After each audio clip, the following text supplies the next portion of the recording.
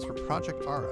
It's the moonshot project out of the Advanced Technologies and Products group inside Google, and they're trying to build modular smartphones that will let consumers swap out components on the fly.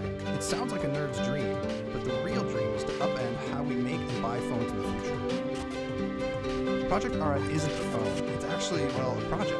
ATAP, a group that in some part came out of DARPA, is essentially just making the instructions for how modular phones work. They're developing the technology for different pieces to talk to each other and working with partners to build prototypes. At the center of it all is an endoskeleton, an unassuming slab with different slots where you can put in modules. There's some wild technology inside this metal frame. Ara is using next-gen, super-fast networking technology to get all the parts to talk to each other. It manages power and lets you hot swap modules. It uses wireless capacitive pads to let the modules communicate with the main board and each other.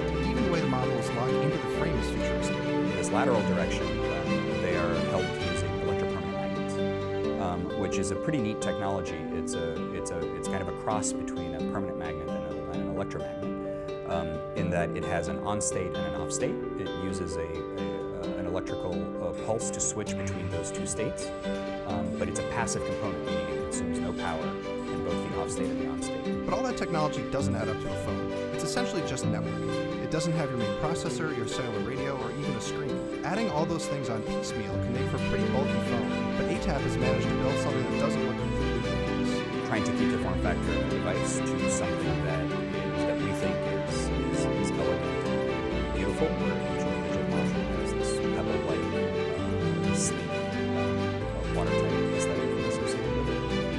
And so as a consequence, that leaves, because the form factor is defined by this, that leaves a little bit less area for functional components. Traditional phones put as many parts as possible on a single circuit board, or even a single chip.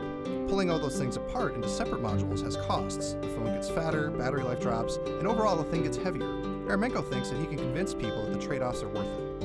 So we want to make sure that overhead, that inefficiency is minimized, and we think the crossover point is somewhere at the 1/3 overhead point. We think will come in at about 1/4, about 25% overhead. And by crossover, I mean that's where consumers are willing to trade some penalty in exchange for the flexibility and for the richness of the ecosystem and the ability to customize functionally and aesthetically. The aesthetics matter a lot. Even if Eremenko's ambitious plans work out, people still have to want to use the thing. To get there, ATAP is working with a partner to create a first-of-its-kind 3D printer, which will be able to rapidly build customized plastic shells for each module. What that means is that we'll be able to create module enclosures, which on any given module are user replaceable.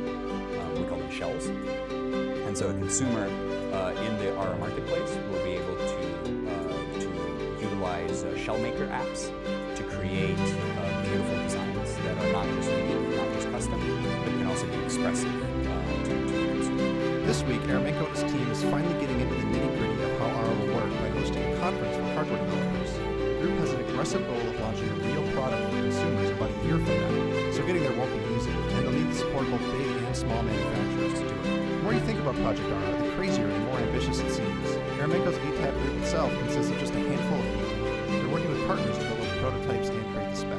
They're also on an insanely tight schedule, and strangely enough, it's a schedule they've imposed on themselves. So the internal team, and in this case the team internal to Google, is very, very small, very, very lean, and we're here for a very short period of time. So I had a 2-year tenure. I'm 1 year into my 2-year tenure.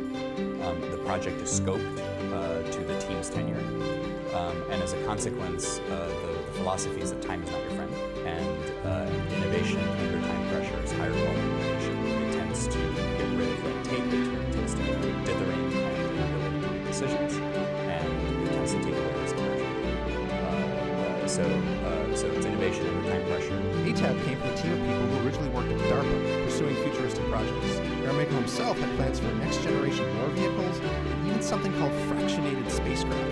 ATAP's philosophy is to aim high and demand that you make something real, something more than just a prototype in only 2 years. So the ability to take a sort of fundamental scientific and technical understanding, groundbreaking physics and technology, and intersect that with a driving, very compelling moonshot practical application. As a consequence, they have to culminate in a demonstration. They can't just culminate in theory or PowerPoint or lab demo. So the DARPA mantra is that we do demonstrations at convincing convincing scale. And what that means is that the demonstration has to retire all the key technical, business, and market risks. Demonstrations at convincing scale is a weird phrase, but it's an important one.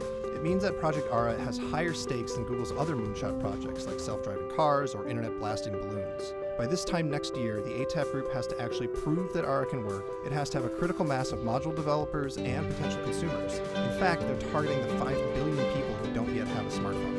If they can pull it off, it could be a huge deal. Hardware manufacturers won't have to try to convince giant phone makers to include their parts in big name phones. They can just sell them directly to consumers. Consumers won't have to throw away their old phones when they want to upgrade. And the ATAP team, well, they're going to have to find another crazy product. Project Ara will be